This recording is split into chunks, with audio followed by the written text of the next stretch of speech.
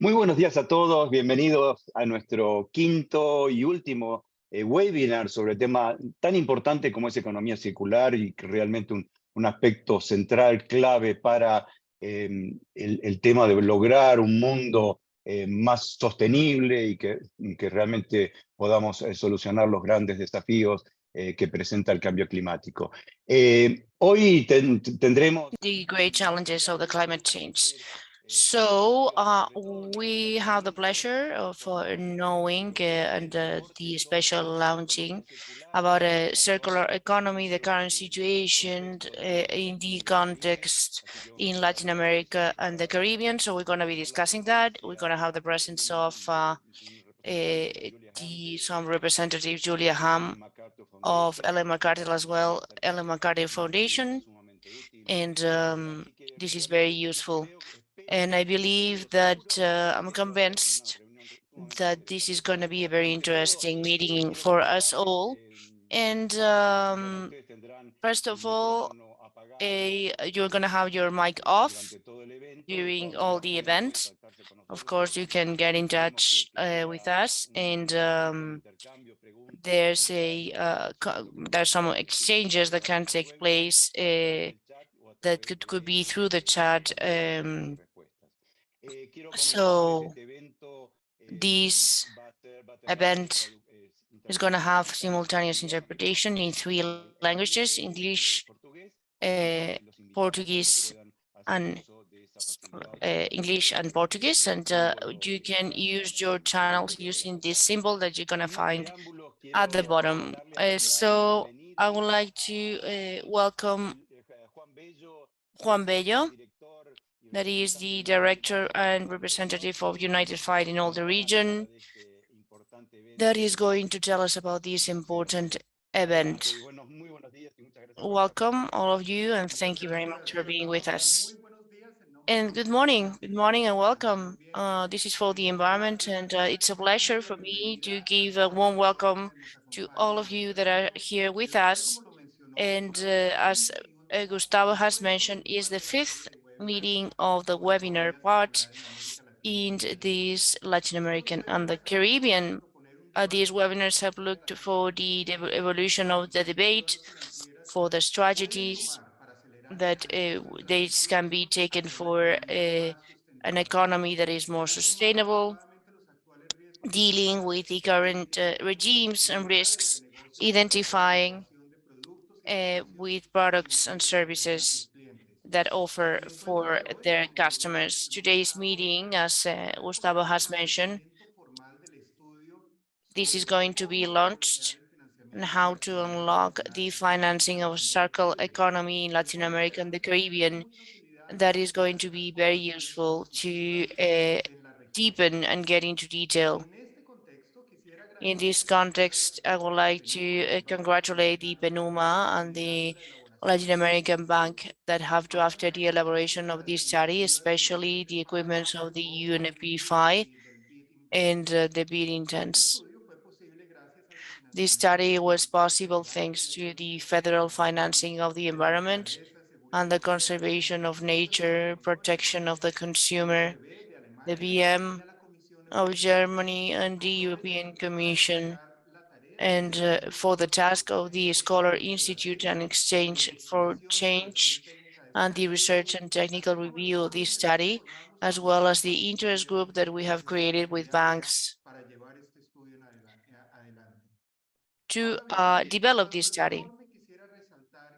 I would like to underline that this report has as an objective to deliver a general vision concerning the practices and to give some recommendation to the financial institutions, the regulators, and all these type of industries to see how to move on to this circular economy. The document introduces the main findings of how to boost this transition in Latin America and the Caribbean that are existent, and that they do lead with some international helps for the practices development, interviews with some local validations to introduce some recommendations that identify the gaps for the public institutions and the financial for Latin America and the Caribbean. It is essential to say that we are facing a very important crisis due to the climate change, the loss of biodiversity and pollution. Definitely one of the most effective ways to face this crisis and to overcome these problems is through the commitment of all the economic agents, uniting strengths for the innovative solutions that increase the innovation and boost a sustainable future included for all. The circle economy has a very important way to follow, and this is due to Latin America and the Caribbean. And this model allows us to consider how we produce, how we consume, and we identify uh, and design to see how we can move these materials for the regeneration of the natural systems. In the region of Latin America and the Caribbean, there's a very high power to keep implementing these circle economies that are aligned with the objectives that are sustainable, and to be able to give and have some transition towards the economic models, we have to recognize that are some key parts as the need to increase the level of knowledge and to be able to develop taxonomies that are common, define metrics and indicators, and generate a operation that is intersectorial between the different economic agents that simulate another level of investments and the necessary changes in the current models. So we hope that this publication contributes to promote a better dialogue that is part of the actions that really are a schedule important in the region. And this is part of the circle economy in Latin America and the Caribbean for the United Nations that has a committee represented by 4 rotatory government support. And this is part of the implementation for the project in the region. I would also like to finish by saying and thanking the generous collaboration of those that are here with us as part of the panelists that are there, and the participation, of course, of all of you that are here with us in these virtual encounters. Thank you so much. I hope this is a very useful event. Thank you so much, Juan, for your words. You're giving us a very important landscape and this locates us in the circle economy. So we really do thank you for that. Now, continuing with today's program, we have the presence of Julia Haas. Julia. Good morning. How are you? Welcome.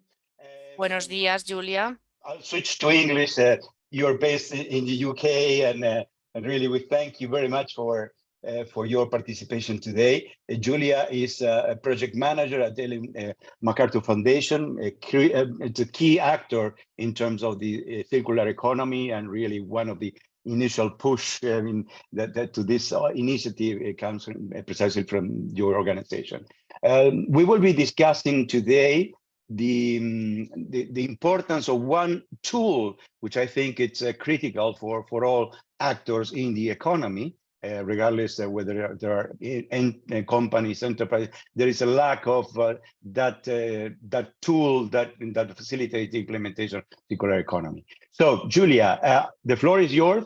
Thank you very much for being here, and we're all ears. Thank you so much for the kind words of introduction. I'm very happy to be presenting today to this audience as well. I'm going to share some slides, and indeed I will be presenting on a tool that allows us to measure circular economy performance of companies. It's called Circulytics. It was developed by the Ellen MacArthur Foundation, and let's dive straight in. So, important to say, Circulytics is a free tool, so there's no cost attached, and it is a comprehensive tool, and I'll be detailing later what we mean by comprehensive, for measuring the circular economy performance of companies. And by assessing companies so comprehensively, it really allows companies to inform their decision making and also to guide their circular economy strategy making internally. I will, with acknowledgement of the audience, I will be referring to the tool also from a bit of an investor and bank perspective, and making sure that it becomes really clear how that can be helpful from that perspective. Circularitics was developed originally with over 30 companies from the Ellen MacArthur Foundation's network. And at the time, no such tool existed. So it was really built to fill a gap where circular economy performance measurement on a company level was required. And to date, over 2,000 companies have signed up to use the tool since the original launch in 2020.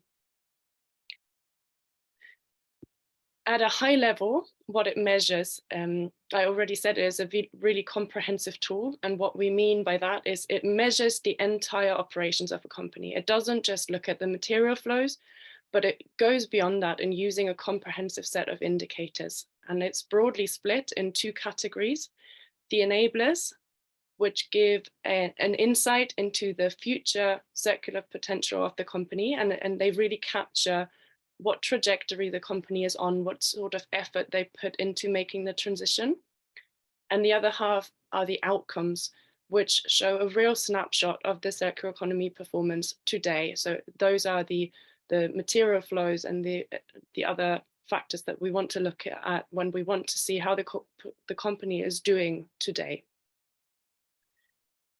In a little more detail, diving into this from the right-hand side. So the overall score is the first thing that a company would see when they receive their results.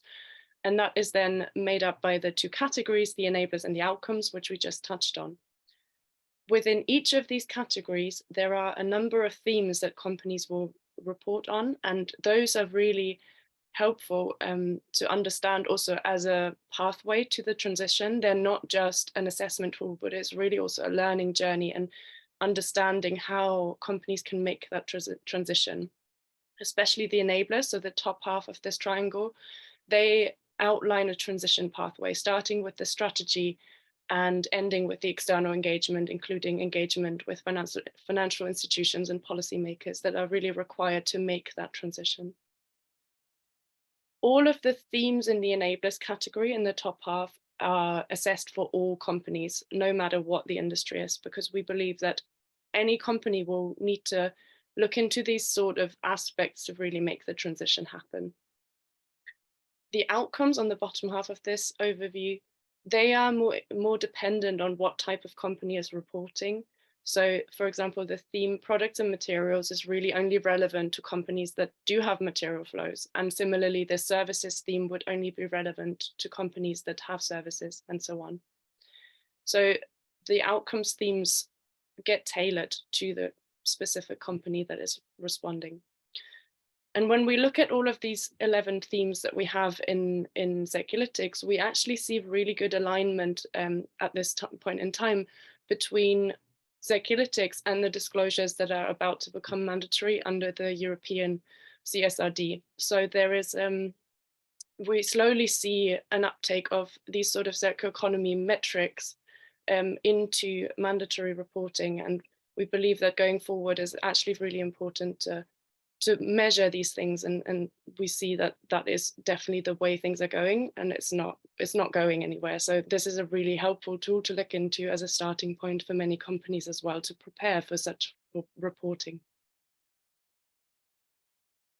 So just a little bit more detailed what we look into to give you an idea what Circularitics tries to capture. In the enablers, we are starting with the strategy theme, which tries to assess whether circular economy has really been placed at the heart of the strategy of the company, because it does give the direction for future change. Then we decided to have a specific theme on innovation, acknowledging that circular economy, with all its three principles, is underpinned by design, and we need to change how the system is working by design. So we're looking into, is the innovation department set up to make these sort of, create these innovative solutions, looking into circular business models and changing how the company is running. Then in the third theme, Circulytics is assessing whether the company is training people with the right sets of skills to enable them to deliver circular business models in their specific function. It looks at whether the right communication pathways are in place for this all to work out internally. The operations theme, theme 4, is then looking at digital systems and plant property equipment assets that need to be in place to deliver such circular business models. And lastly, in the enablers, theme 5, external engagement, looks at the interactions between the company and their supply chain, as well as policymakers, financial institutions, really engaging with the system around them to make sure everyone is moving at the same pace.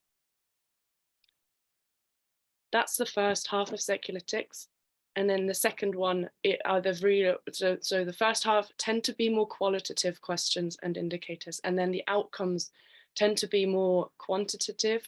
There we ask for numbers, for example, on material flows.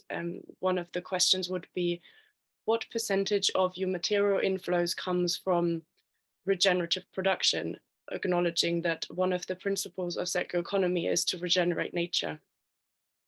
So in products and materials, we're looking at material flows, the inflows, the outflows, as well as the design of the actual products that are being sold. Are they in line with circular economy? In the services theme, similarly, Circulytics asks whether the services that are being delivered are in line with the circular economy principles. Theme 8 looks at the plant, property, and equipment assets, very similar to the products and materials inflows and outflows. Here we're looking at more long-term assets. Are they procured with circular economy in mind? Are they decommissioned with circular economy in mind? Then the water theme looks at the company, any water-intensive companies, water flows, and whether a similar circular economy thinking is applied. Is the water cycle supported? Is this kept intact? The theme energy looks at renewable energy procurement, or if it is an energy producer, whether renewable energy is produced. And then theme finance, theme 11 is on finance. That is actually perhaps good to step back a little bit for a moment. Circulytics was initially designed to be suitable for companies from any industry, including financial institutions. So the finance theme would be used to assess a financial institution on their business activities. However, given the audience today, and I think we're taking the stance more recently that actually Circulytics is most valuable to investors and banks, not to evaluate their own business activities, but rather to use Circulytics with the companies in the portfolio or companies that they're looking to invest in, to assess those companies on their circular economy performance. So for those companies, typically the products and materials theme and the services theme are the most important ones that would be assessed in the outcomes. This is the one-page scorecard, which is the result of Circulytics once the company has submitted all the data. So I'm conscious it's a bit small to see. I just wanted to give the overview. On the top right, there is just an overview of the overall score, the company name. Then on the top left is a score history, which will reflect if there have been any previous submissions. We usually operate on an annual reporting cycle. Each year in October, we reopen for submissions. Each year in August, we close, and companies can respond throughout the year whenever suits them. So the score history would capture that. The score breakdown, which is also in slightly more large on the right-hand side, gives the breakdown by each theme and the scores for each theme. There is on the top right an analyst commentary, which will be supplied for every company that is either in the Ellen MacArthur Foundation's network or is large in terms of annual revenue with over $1 billion annual revenue. So those companies would receive a custom analyst commentary, including 3 action points that we recommend to improve on the score the next time around. And then last but not least, at the bottom of the scorecard, companies would receive their own scores in orange compared to industry benchmarks in gray. And these industry benchmarks, we actually also publish on our website.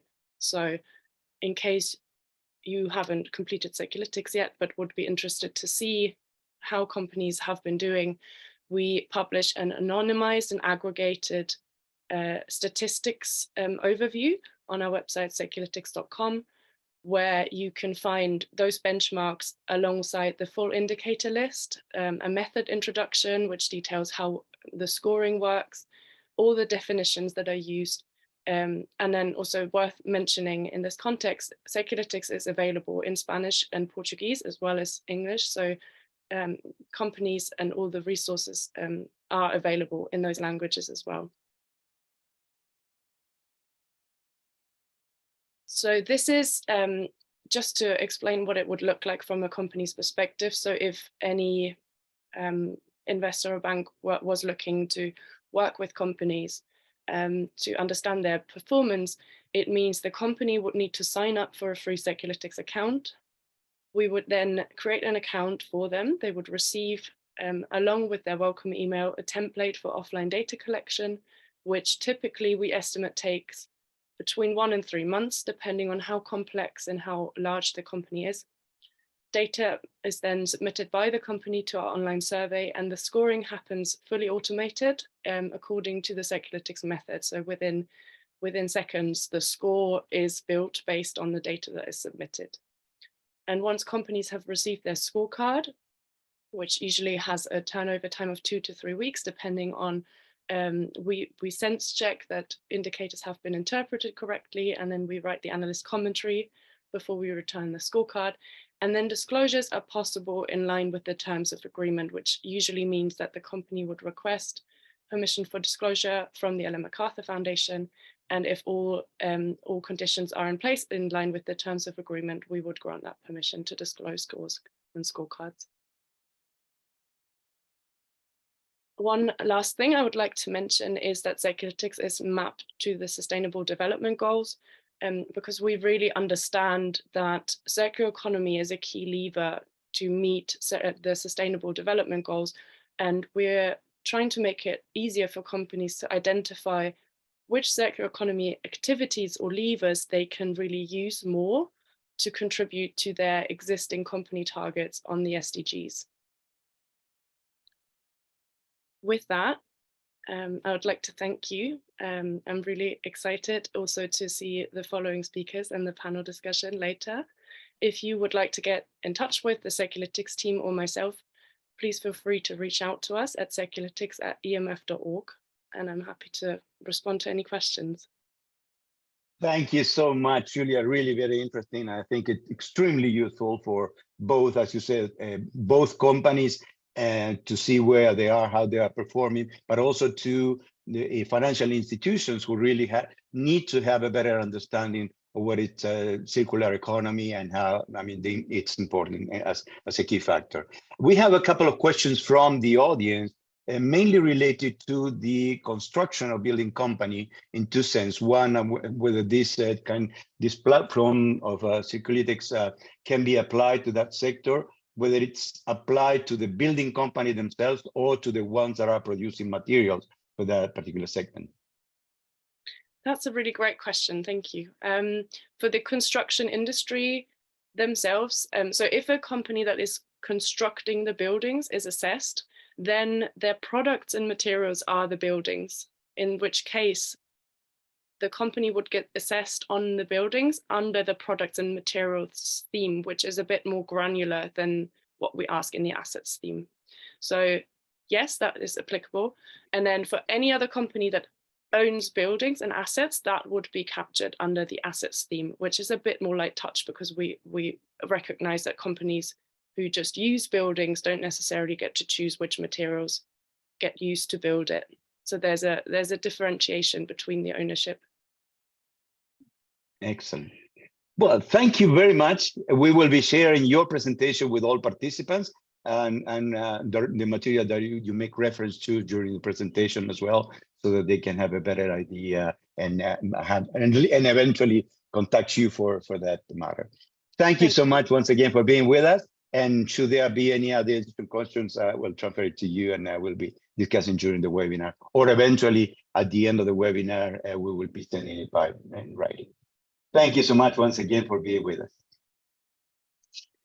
Ok, a continuación vamos a tener la presencia de Beatriz Luz. Okay, now Beatriz Luz is going to talk to us. She's the founder and executive director of Bench for Change in the area of circular economy.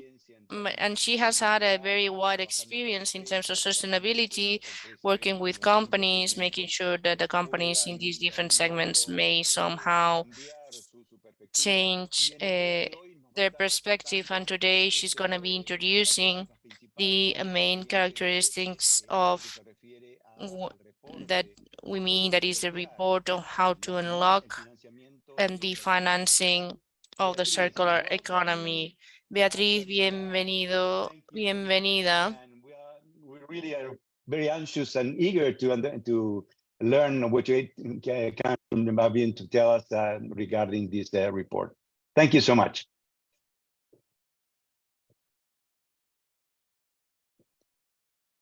I'm afraid you have your mic in mute. There you are. Yeah, is it okay? Yep, perfect. Yeah. Well, it's a great pleasure for me. Thank you very much, Gustavo, and everybody in this panel debate. This study has been a great learning for all of us, and I'm sure it will break a reference base for further studies and implementation in Latin America.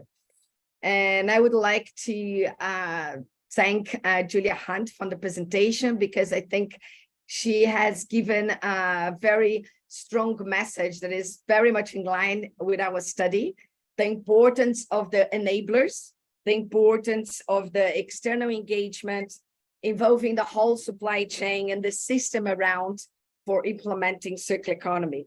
So that's how you see in our recommendations, and in Europe, the right support that Ellen MacArthur Foundation has been giving to banks and funding agencies as an advisor to move this further. So I'll share some slides and present our results now.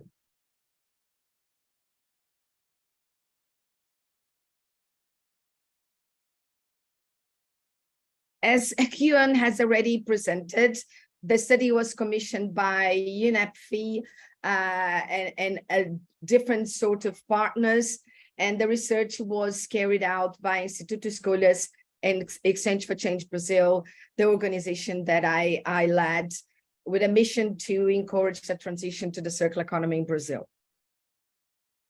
I would like first to thank all the interest group. We have different players from financial institutions, development banks, governments, and very much relevant stakeholders from all the different countries in Latin America that attended peer-to-peer knowledge exchange sessions, workshops, and has given important guidance and feedback on the initial text and the final recommendations. So just to highlight one more time, the study objectives, which was first to present an overview of the existing circular economy practice in Latin America, provide recommendations to move forward towards implementation, and highlight how circular economy can really contribute to the net zero global agenda. So this is just to demonstrate that our motivation was to provide this overview. 7 countries in Latin America was the focus of this study. And we also highlight 6 case studies, pointing out the different circular business models, different sectors and categories, and we took care of identifying 1 from each country. And the idea was to demonstrate the opportunities around circular economy in the region, the potential to generate up to 4.8 million new jobs, promote innovation, and the interactions between public and private organizations. And finally, is to demonstrate the potential that the circular economy principles can be incorporated on the NDCs and how states, countries, and organizations to achieve the net zero targets. The key message to highlight is that the region is on the right path towards circularities. We have identified policies and local regulations under discussion, enabling a long-term vision on the expected returns. We also pointed out that financial instruments dedicated to circular economy business model can really catalyze the implementation. We have identified 6 different types, and I will explain further along this presentation. But we need proper classification of circular economy. C demands a new mindset and assessment boundaries, and you see how we present this on the study. MSMEs are game changers, and that's why we took care to present the 6 case studies and highlight that they need collaborative support models, market engagement facilities, because nobody can do it alone. But with incentives and with ecosystems suitable for them, we can move forward with implementation. And the financial market must also join forces.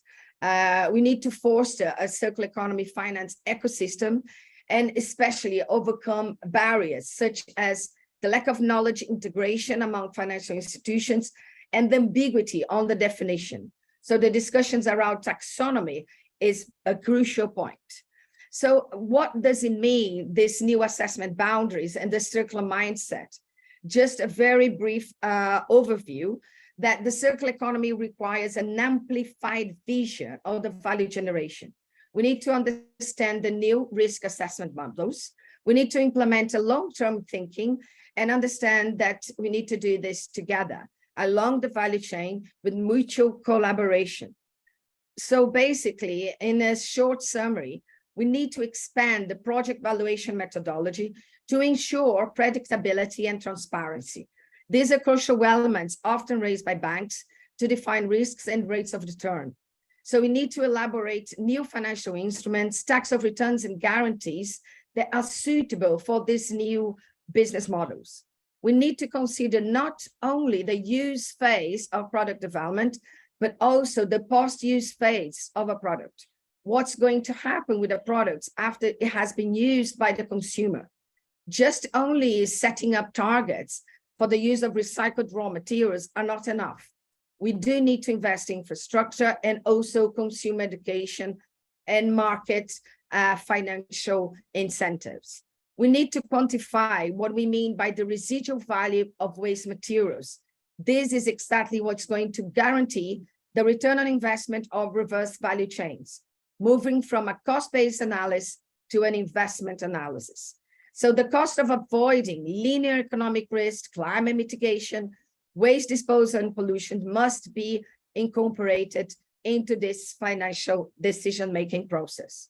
And just as a strong point, I wanted to bring as a highlight the study launched by Ellen MacArthur Foundation that demonstrates how the circular economy can promote a systemic and viable model for combating climate change. We have targets for being net zero in 2050. In a linear system, if we continue with business as usual, the production of steel, aluminum, and plastic can increase emissions by up to 4%. But as we can see from the graph on the side of the screen, 55% of the global emissions comes from energy, but 45% is from products. So in a circular system, emissions can be reduced by 9.3 billion tons and get us 45% closer to the net zero emissions targets. So if we double circularity in the global economy, we can reduce total emissions by 40%. So in terms of the study and the findings of the public policies and legal instruments landscape, we have mapped all the 7 countries, and the analysis shows that all 7 countries are on the right path towards circularity. We created a model that demonstrates how close they are from the circular centrality. And the checkpoint is that some governments link circular economy with waste management only, but we are already seeing how certain countries are connecting circular economy with their NDCs, promoting innovation, job creation by shifting to a circular economy. So the opportunities that we see is that knowledge exchange with other countries, learning from best practice and engagements from key local stakeholders is the start of the process. We need to develop intersectoral strategies. Circular economy is not going to happen by only one sector changing their practices. We need a multi-sector approach and understanding of this systemic mindset. And the active participation in the Latin America and the Caribbean Circular Economic Coalition could be a potential starting point to accelerate the discussion in the region and creating a common agenda and sea taxonomy. And the coalition has already launched a vision for the region, which can be used as a base model for future discussions.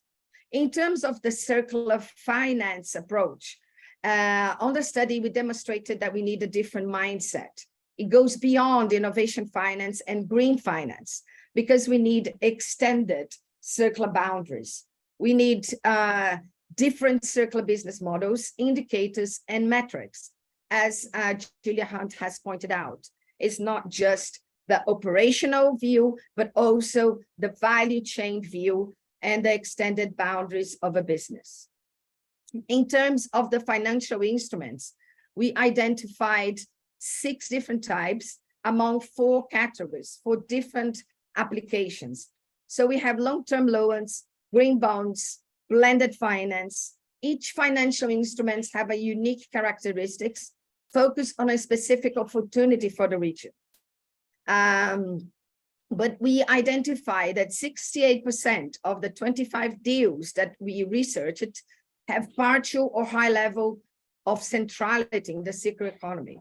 So we still need a lot of effort for the expansion and incorporation of circular economy to achieve full conceptual foundations. One recommendation that we bring is a proposition for a circular economy finance ecosystem.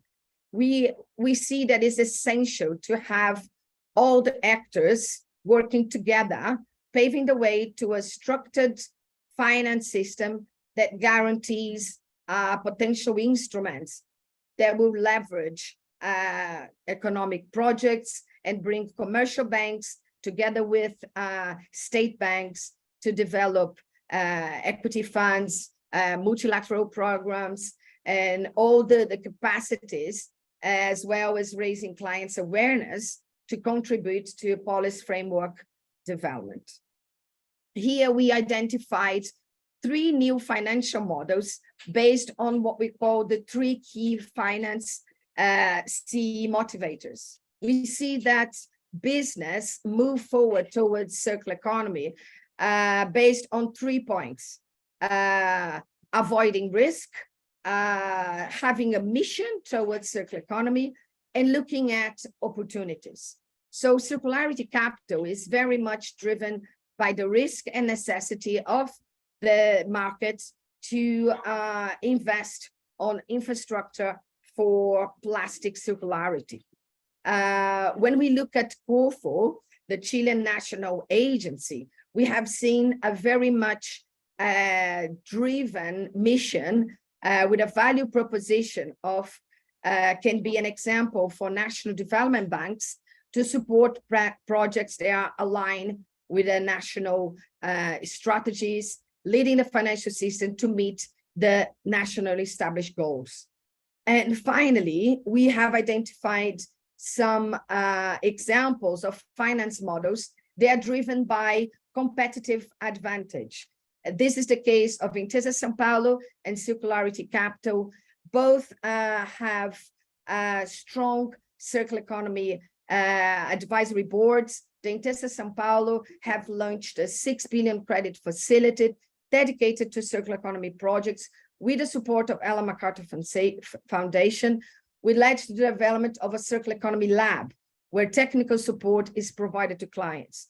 So the message is that we need the financial system working together with experts to provide not only the tools, but the knowledge and the engagement necessary to move circular economy business models forward. And we have also learned a lot from the case studies. And I have here a very short summary of the case studies. For example, Algramo, that demonstrate the optimal use of packaging, and their financial journey was about having venture capital with expert support to expand their business models. We also have Tabasa in Brazil that have a business towards bioeconomy and diversification. And this demonstrated the power of the financial industry as a driver for change. Ecoins, it's a technology-based business model that have new commercial relationship, strengthen the recycling value chain and circular economy adoption. That case demonstrates the importance of private-public alliance for green tech development. EatCloud is also a platform that have used both long-term loans and hands-on growth supports to move forward. Ciclo, it's an example of how circular products can be developed by using the waste material. So they demonstrate an investment journey based on a market pool. And finally, how the corporate investment can also be essential to develop new business models and new service, transforming products and service. So that's what we call the product service system. So finally, we reach the recommendations of the study for both policymakers and financial institutions. So we've highlighted in a matrix that mix complexity of the recommendation with the level of impact. So in terms of the policy frameworks, we have seen that we must create the appropriate conditions for the region's circular transition by implementing measures involving different stakeholders. So we've seen the importance of having national strategies, roadmap, developing policies and regulations in line with the circular economy principles, and also involving financial instruments at the same time. So practical tools, educational programs, international knowledge exchange, they're all the points that need to be in place to facilitate business engagement. In terms of the recommendations for the financial system, we highlight as a top that the need to develop a common taxonomy for circular economy finance adapted to Latin America. This should be a joint effort involving different stakeholders and getting the value chain to work together. Financial institutions can really shift the balance towards circular projects, but we need to expand the boundaries of analysis and make the right questions throughout the value chain. And finally, the same way that it has worked really well for Europe, we set up priority projects for Latin America. And this has been done based on the model categories that is shown by the EIB with the name of the value hue. So there is 4 different categories: the optimal use models, the circular design models, the value recovery models, and circular support models. So for every category, we specified priority projects for Latin America. We brought examples, and we highlighted also different financial schemes for each categories, including a guided pathway for risk management, highlighting the new questions and assessment elements. And you will have all of this in detail on our report. So finally, in summary, partnerships are key. So we need to establish long-lasting partnerships to lay the foundation for the development and promotion of circular strategies, not only around Europe, but around Latin America. We need to scale up circular economy products. And by this, we'll require continuous collaborations in types of platforms, pilots, and instruments. We need to move beyond innovation finance, green and ESG finance, understand that circular economy demands new business models. So we need different KPIs to measure progress and partnerships to leverage agenda. And as a last point for highlight, we see a discussions going around a global roadmap for an inclusive circular economy and a new debate that is bringing the terms of circular diplomacy. So that's the importance of having Latin America on board with the right knowledge, with the right tools, so we can have a global circular economy transition. And here we have the QR code and the link for everybody to assess the report and be inspired and serve as a basis for the transition in our region. Thank you very much. Muchísimas gracias, Beatriz. Thank you so much for your presentation. Really give us a very a good overview of what the report, the elements and the content of this report. We will now be discussing about that, precisely that report together with the panelists. And thank you so much. And we are on, I'm seeing whether we have comments or questions from the audience. We will be sharing with you as we go along. Thank you so much once again. Well, now we have the time for a panel discussion with really interesting and important guest speakers and panelists. We have, to start with, we have the moderator, Maria Eugenia Sosa, which is the regional coordinator for Latin America and the Caribbean Network. And so I'll give you the floor so you can introduce the panelists and start with this very interesting panel. We have a number of different comments and questions from the audience, so I'm sure we will be able to be discussing about it. Good morning. Thank you so much, and please, the floor is yours. Gracias, Gustavo. Mudo al español nuevamente. Thank you, Gustavo. I'll go to Spanish once again. So as Gustavo was saying, we are still here with Beatriz and Julia. So we're going to add 3 colleagues in this conversation. The first, I will present Milagros Llevasaiz, head of the division for advising of IDB Invest, with a long-standing experience leading climate change areas, gender, inclusion, SMEs, digitalization, and the public-private alliances. Previously worked in IFC, so a lot of know-how on sustainable projects and how to open up the market to private investments. Also has become part of executive committees for different companies and a wide experience in the McKinsey consulting company. So thank you, Milagros. Then I am also, we have Carla de Mayora, a director, a senior specialist in climate change and environmental finances and base. She worked in Colombia with a lovely work. Well, she has done many things. Well, Carla is also a specialist consultant on climate change, mitigation, adaptation, sustainable financing, ecological financing, with over 2 decades working with multilateral, the private sector, NGOs, the academia.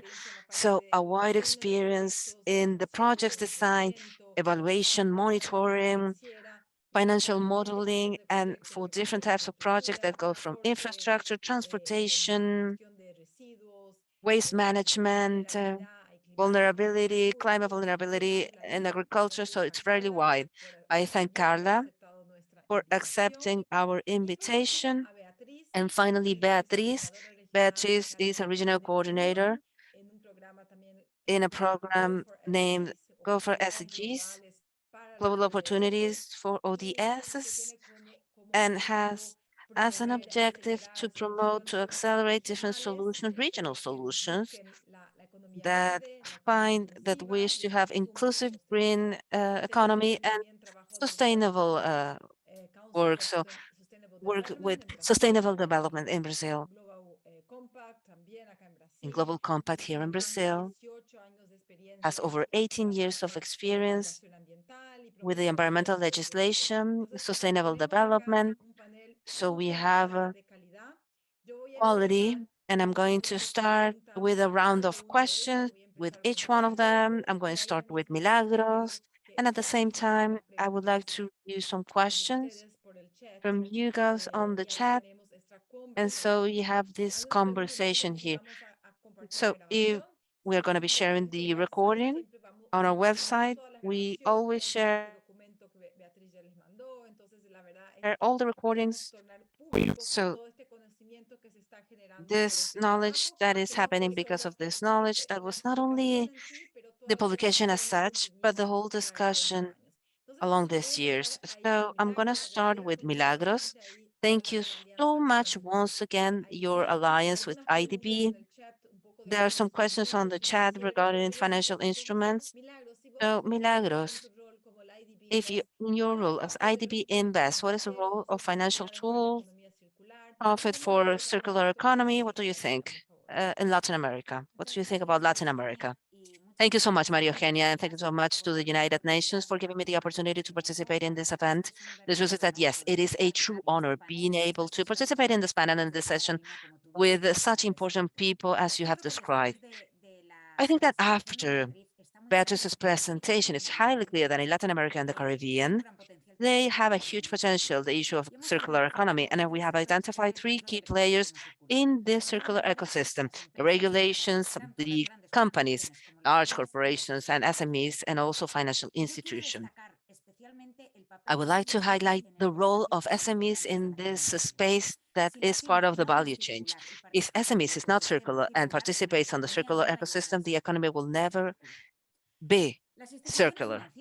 Financial institutions play a key role since they allow to close the circle of the process, since they are the ones financing this transition mostly towards circularity. So these key players have been analyzed in the study that Beatrice have talked about, and you can highlight, and I would like to highlight clearly a conclusion that might seem very positive. There's a lot to be done, but the region is in the right path.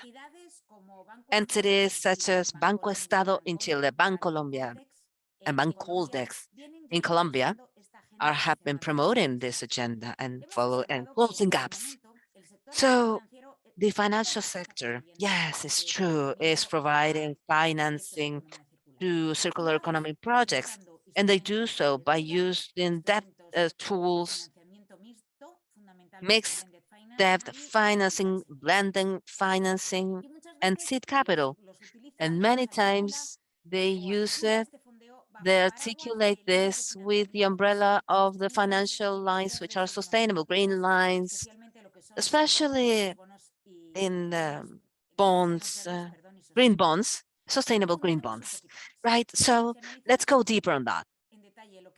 If we analyze into details what has happened so far, the financial sector has provided financing to projects with circular economy in initial stages with the tools that I already mentioned. And this is the three: debt, financing, top and blended financing, and simple capital. It's not one or the other, but the three, as I mentioned at the beginning. Therefore, it is key to reinforce, to improve this type of tools so we can improve the effect in circular economy.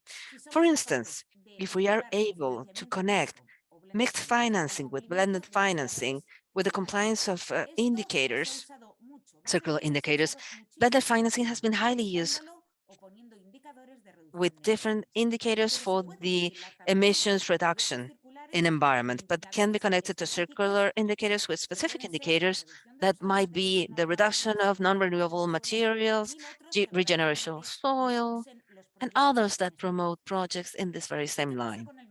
So what happens with the capitals market, which has been a key financing entity in this type of projects? Well, the capitals market could use green bonds and sustainable bonds and bonds connected to sustainabilities. But I would like to clarify, it is key to focus in circular projects with different conditions in terms of timing, terms, warranties, indicators that are so much more connected to the specific features of a circular project. In Ecuador, we're working in the issuance of a bond that includes a category in circular economy or treatment, waste treatment plants, reuse of water.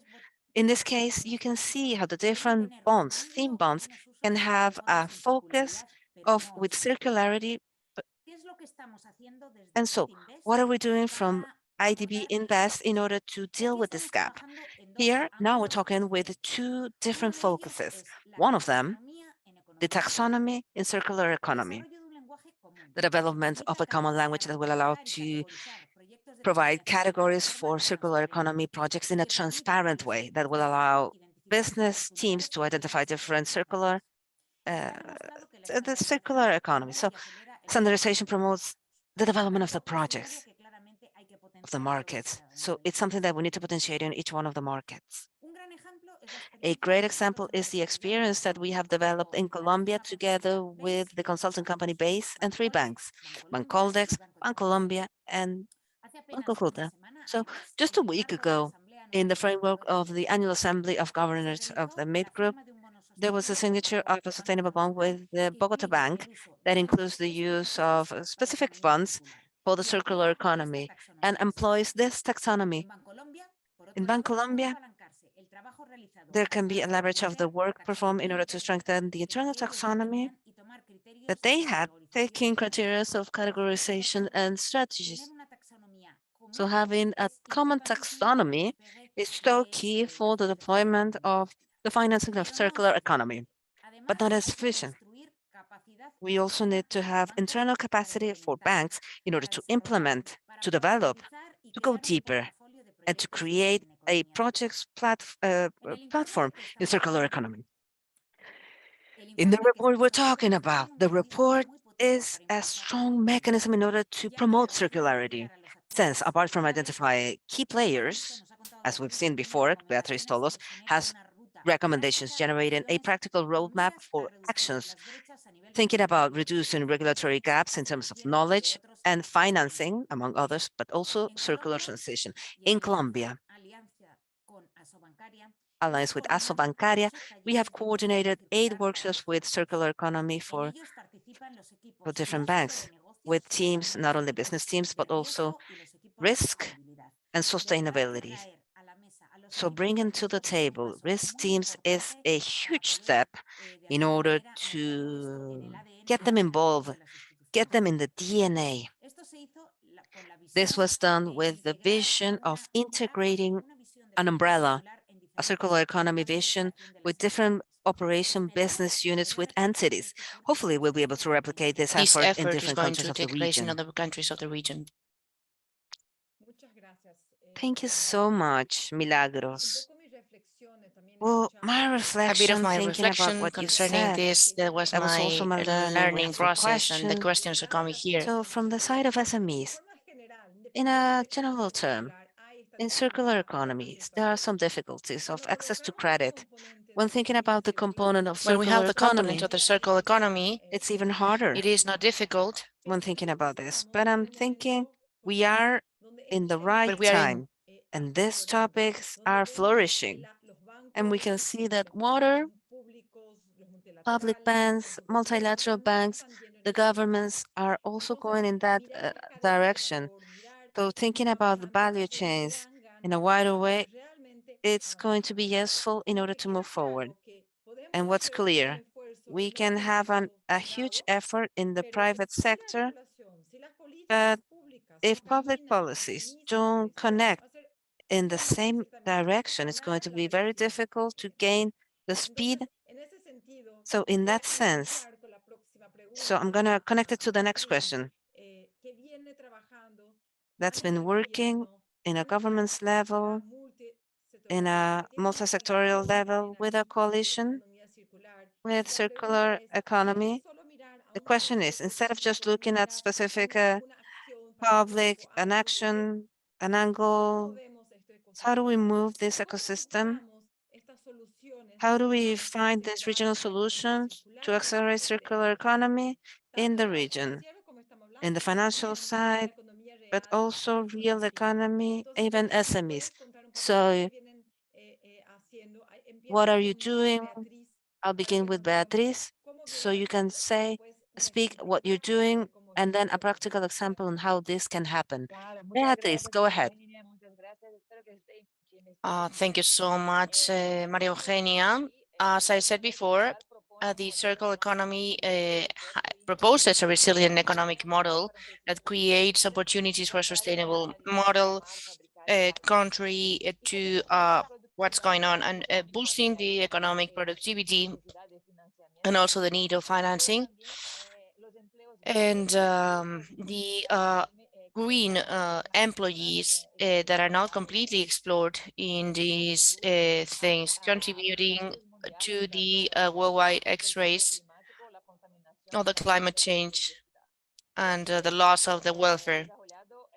And this study was developed as part of the coalition of circular economies for Latin America and the Caribbean that shows the coordination. We are an initiative of 9 strategic partners, guiding 4 countries of the region: Colombia, Peru, and these 9 partners, the IDB that is here with us, and in other agencies, Ellen MacArthur Foundation, United Kingdom, World Economic Forum, among others. And we are trying to boost the development of the circular economy. Last year, we launched a vision of for this Caribbean and the economic part, a multi-process of some parties with the leadership of Planning Foundation and the AD as well. What happens is that we know that the line model doesn't work because it depends on the extraction of human resources that has limits, of course, that are natural. And of course, that is directly linked with the export of some products.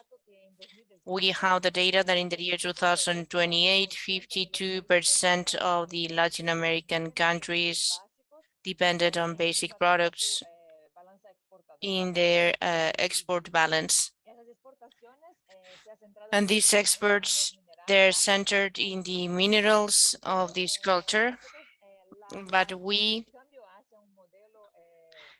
this makes a more linear change, more circle that is going to help of some growths, as it is the loss of the biodiversity that we have today. 9 of the 24 deforestations there in Latin America. Here we have a part of a map and the generation of sites for the 2030. The material increases in the stones in cap in the region, and this consumption of these stones are for the international plan of resources. So the circular economy is an opportunity to reduce the generation of some resources in the communication. And this is part of the investment and the climate change for education. And we can work from the collaboration with the different stakeholders that is going to be part of the coalition. We have as a vision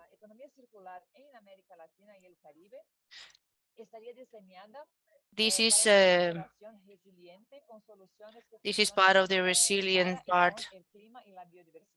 This is part of the biodiversity, and it's something or some opportunities and the sustainable areas. Why? Because the inclusion of the employments is important. And at the end, that would mean that we all have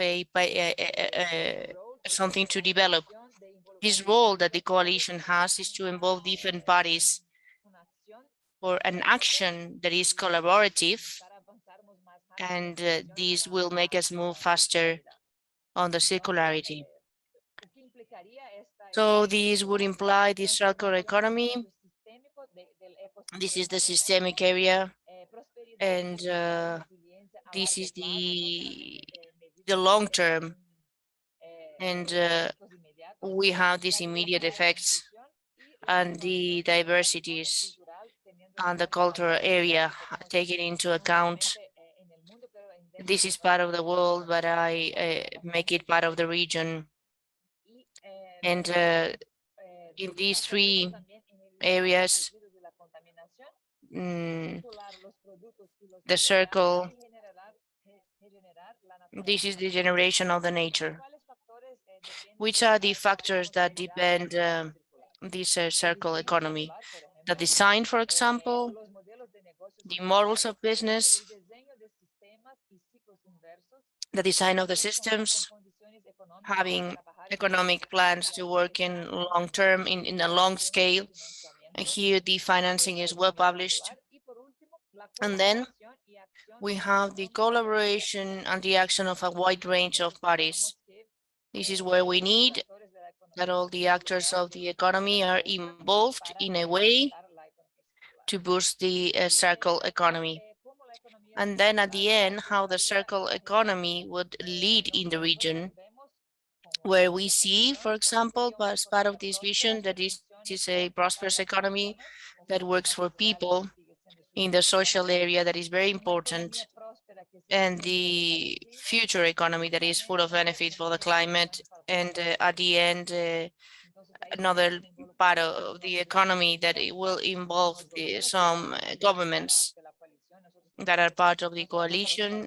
We have not only the 4 governments that lead this coalition, but also part of what we do, and the company, the private sector, and the citizens of the civil society in looking some products and asking for this change of paradigm, and also the investors, the financiers. And this is why we made this study, and the IDD and other parties that are already part for change, to put a bit of power in the region and to move it. And what we do as a part of opportunity in challenges. And there I conclude my contribution. And this is part of what we do. Thank you so much. I see some questions here. We have some public policies, and I have some questions of taxonomy, how this can be of help.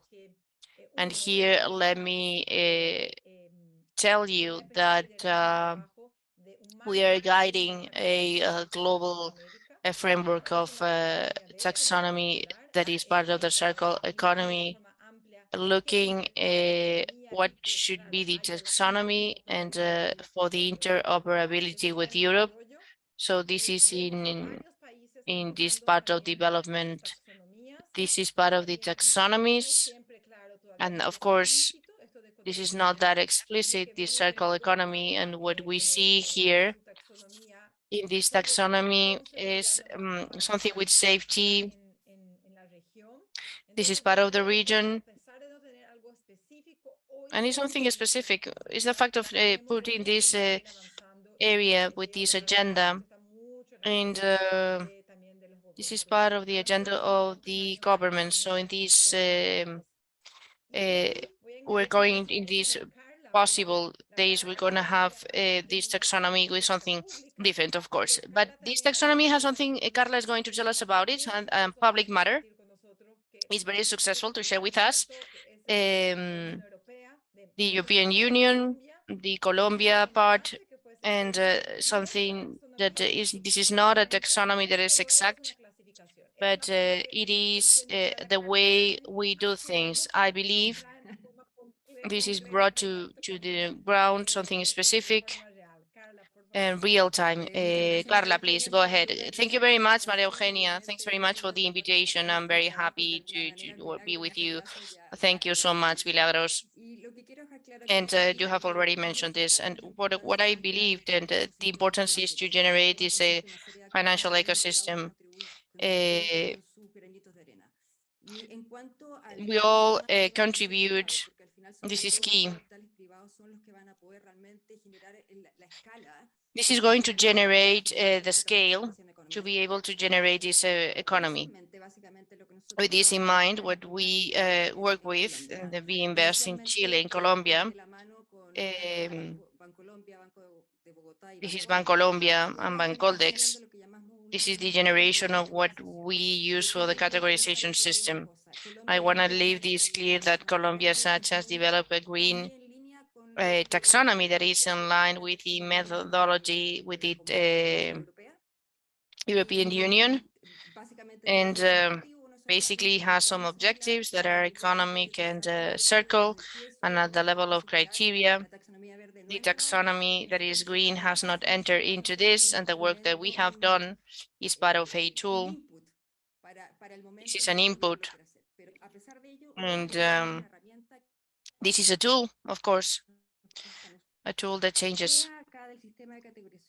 Here we have the system of the categorization that is very important and is aligned with what we have on the regulatory part. And the great objective of this is from the year 2020, it had a regulatory framework, because on one side, we have a very strong entity that the government is giving towards the way we have to follow, and this horizon is much more clear to where we need to invest. So the idea of this categorization system is based on trying to identify what it is or what is not a circle part and a contribution to the transition of the site. And therefore, we give a lot of importance to the idea that this is not a neuro plan, and it's important to understanding which part of this area we are at. So on one side, we have elements of this categorization system that allows to define if something contributes or not. This is very practical. We have some tools that go hand to hand. And we have a very important thing of this transition. And when we talk about economy, where we have this basis in, so without SMEs, we don't have this circle economy. So we have to start analyzing how this transition, this is considered something strategic.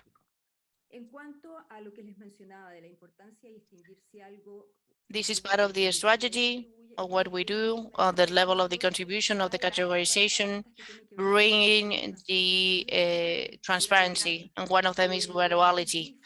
This is something easy to see if we are evaluating a project. Is the idea is to say it's difficult, it's not that easy to criticize. And this is a transition, this black and white doesn't exist. The future, let's hope that it exists. And it is important to define that something is much more circle more than any other thing. And the categorization system includes a gradual tooling that helps for the idea to develop these things for the banks. If we have a portfolio that supports this, we have to look at the rate of the percentage that is boosting some projects that are of high circularity and others that are of medium circularity. And one second element of transparency is related to the fact that given that this categorization system is aligned with the strategy, in this case of circular economy, the strategy is a tool belonging to each country, and therefore really deals with the context of each country. We define a certain level of objectives that if you are a pure expert in the matter, we would have to ask if it is circle or not. And the concept is to be transparent, and we have a next portfolio, and there's a sensitive products, for example, that is something sensitive because we are there and we are helping to the support of what has been defined by the regulatory framework, and which is the idea. It makes that the system as such is very well adapted to any country. And the structure, the tools, the methodology that we have is adaptable, because at the end, what we want is just a matter of introducing these different realities to these tools of the transparency. Elements that are included in this work, we developed a full alignment for the metrics. The metrics is very important for that, but at the same time, it's very complex. Why? Because the arena of climate changes, it talks about the reduction of this climate metrics, and depending on the different models of this guideline.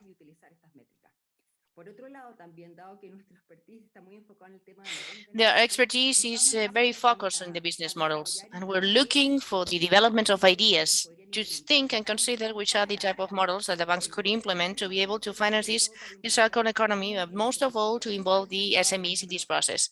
And this is introduced in this report. The subject of generating a report is not the solution. It has to be part of the permeation of the users. We work with the 3 banks. We even develop case studies with each of them. These are public. We made a public investment.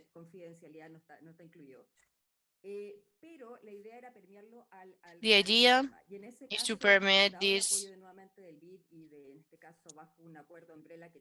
for this bank and the umbrella agreement that it has with the sub-bank. We have concluded a partnership for this training to the bank. And the idea of that was to uniform the language. So language that has to be understood by the circular economy in this range of this great university of sustainability to introduce the categorization, but also going beyond the fact of start defining based on the reality of the region, what can we do and how can we keep using this categorization for projects? But what happens when we're talking about projects? And what are we doing? What are we going to do for this capital of work, for this financing as such? So the good thing here is that this work was very interactive, that has been related with some asynchronic materials, synchronic, some materials that are developed for the having some presentations at the very end, and with feedback. The idea is to see the banks and the resources and the area. This is very important because this turns out to be the guide of the tools for these institutions and the feedback that we have had with what is missing, what they have missing to keep publishing this. We are getting to the end. Let me ask something. One thing, this document is already public, right? And the banks part that are in the countries, the recommendation and what they have to do and move on. The recommendation is to get together in block with their associations. So you can take a look at how this is going to be considered, right? The first thing, yes, we have 2 documents. One of them is an executive summary that is published already, that was published in December, done by the Invest. And then there's another document that is much more comprehensive, that is in process of being published and is in phase of edition. But the last time we're going to check this, it is already available. But what do we need to do? First of all, the idea is to a system of categorization of taxonomy that is going to work if this is used. And this is at the end the definition of what you're going to move, what you're going to launch to the financial system, because this is contributing. And this language, if it is the same that has been used in a country, even at a regional level, the financial sector would have it much more easier because I'm investing in circular economy. What we're doing in Chile, Peru, Colombia, in the region, etc. And this has to do with the work that you're doing for the circularity gap report for the agenda. Why? Because I know that very well, because I'm involved in what we're doing. What we do, we know about the gap, but we know about the investment opportunity, and the work in economy, circular economy implies to use these work tasks that are cross borders. So we have a lot of help at the level of associations, but starting with the same unification of the language as we said before, the idea is not only understand this issue of economic circulation, understanding this in this range that is part of the sustainability, thinking about the advance of the elaboration and everything that is part of the policies and sustainability, part of the products that we're using. So the key part is part of the understanding of the language to adopt tasks as the one that the tools that we've said. And there's a matter that is key, that is the compliance of the materiality. And here I want to emphasize something, because when we're talking about materiality is where these corporations, they do, they press some economic benefits. The concept of circularity starts with the basis of efficiency. Efficiency is maybe the most, it relates to every part of resource. It's like the super low hanging and the starting point of the circularity. From then on, we have to continue. But the subject, if we understand what really is a materiality for a sector from the way things are, this is where we can say how we can be of influence with circular economies, because this is gonna bring more help to the company with some escalation, because they make a full investment in understanding what the way they can replicate and supporting financially speaking, they can escalate. And the metrics that are associated, this helps the financing as such. Okay. So the key is to harmonize.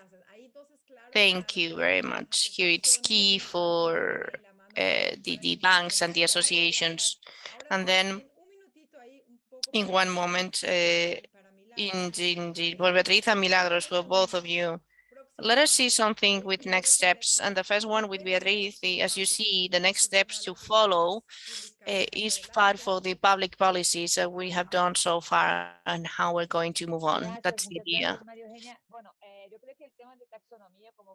The taxonomy, we need to boost the knowledge, the regional knowledge on the subject and the data. We have the mapping of initiatives, good practices, trying to have data. It's with this linearity. We are working on reports, and the circularity gap report talks about gaps or circularity in the region. That is part of the methodology that we use for the global study of the gaps or circularity, and we are making a regional report that is going to bring more clarity on what we're doing here and what do we need in terms of policy, investment, of improvements of good practices also for the private sector and for the creation of green employments. So this study may bring information what we're going to do, launching it in the second term. So we're going to have more information after September, a bit more of support in the future. Okay, we're going to wait. And then I close with Milagros, this vision of this chain. And we talk a lot about net zero. Is this all net zero? How do we connect things? What do we do on the agenda? Thank you very much, Maria Eugenia. I would like to understand and underline something very important on the things that we have learned, or the work that we have done in Colombia, most of all. And this can be implemented in the rest of the region. The first one, I'm not going to insist in the suffer that we are going to have, and we are going to consider this in the second thing, right? The second thing is what you said. To have success here, it is important to work in the work of this type of change. We have to support the MIPYMEs to incorporate criteria of transition that is fair in the processes for the great relevance that these have in the region. But also with the idea to close this and to move it elsewhere, to identify resources of innovation and some internal logistics. And also, as well as working with MIPYMEs, that is essential, is critical to widen the objectives in the moving of the transition that is effective to the circular economy. We have discussed this before. We need to incorporate a vision that is wider for the generation of value through time, that includes the use and the post-use of the processes and the materials, or the value of the secondary markets that may give us new performances. We also said before that when we talk about the incorporation of the trainings of new practices, we are incorporating new practices for the risk management to promote efforts of collaboration in this same one, or in the different chain of values. That is going to be another success rate. And I believe that this is something essential as well, that is to try to make, understand, and promote the benefits that the financial institutions receive in the financing of project circular economies. On one side, These projects constitute new opportunities for the widening of portfolio with another type of risk. And in second place, they receive that help to strengthen the relationship with the values that are going to be a power for another type of financial products. And as you said before, Maria Eugenia, this allows to be of help for the commitments at a national level of transition towards an economy of zero emissions for the future. So with all of that, we have a lot of work to do, but we are following the right path. Thank you very much, Milagros. Milagros, Carla Beatriz, we're going to send this recording, the slides, the links that we already commented. So when you register with the email that you registered, you're going to receive through email all of this. And then I see the different members. So there are work opportunities with the IDD. There's some work opportunities with the UNEP FI. We're going to have workshops as well of this type of economic efficiencies. We do have a working group. So there's the effort. All the banks that are there and that are members or not members that are interested to continue this dialogue, it's a pleasure and will be a pleasure to work with you. We are just about to finish and to put an end to our day. Thank you so much. This has been a great debate. We have learned a lot and we still have a long way to go.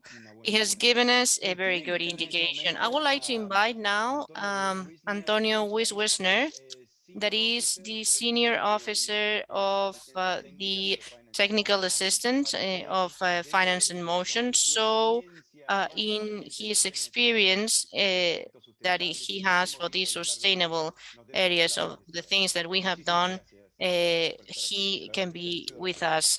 So we really do thank your presence. Thank you so much, Gustavo, and thank all of you. And we have a lot of things we have had a lot of wonderful information and we have different conclusions.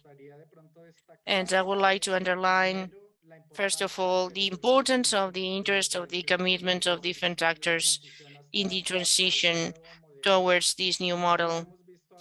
And we have seen the simplification of the policies and all the initiatives that are sectorial and some in this type of studies to advance in these economic practices.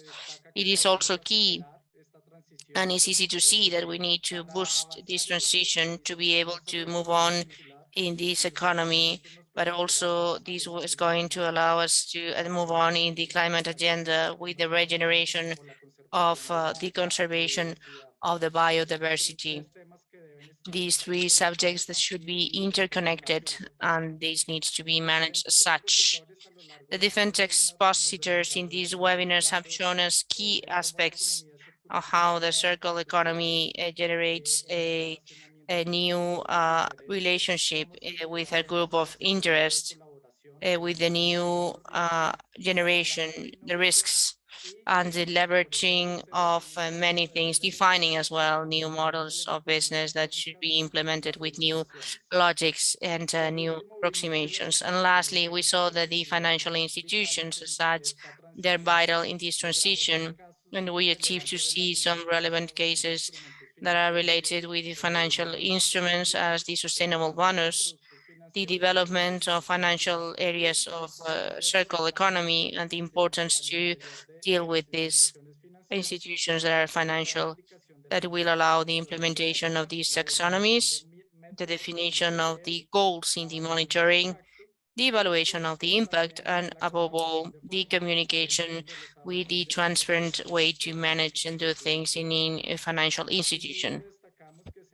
Also, we underline these internal capacities corresponding to the circularity and the things and the need on the financial studies for the final customers. These will allow the transition to the circular economy. And we need to understand as well the particularities, the companies, and all of these things that are going to be part of the closure. the participation of all the panelists and all these webinars and all the participants that made questions, and also the allies that will boost this. And we hope the learning part, this is part of the reports that we have learned so far. So we learn for that, and we invite you to generate this network. As Maria Eugenia said, this is part of what we're going to do for this transition. That is something that we need to boost as well. So we thank you for that very much. Thank you so much to all of you. And with this, we conclude this 5 webinar series about circular economy. And all the material is available, as Maria Eugenia said, in the site. You're going to have access to the learning processes and the links. Have a good day, good afternoon, and see you next time.